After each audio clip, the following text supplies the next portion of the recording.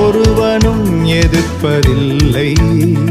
என் வழியை வாய்க்கச் செய்திடுவேன், புத்திமானாய் நடந்து கொள்வேன். என் வாய் விட்டு பிரிவதில்லை, அதை தியானிக்க மறப்பதில்லை.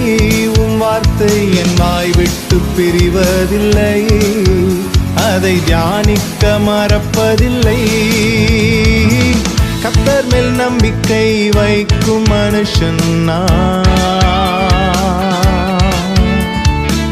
கர்த்தரை நம்பிக்கையை கொண்ட மனுஷன்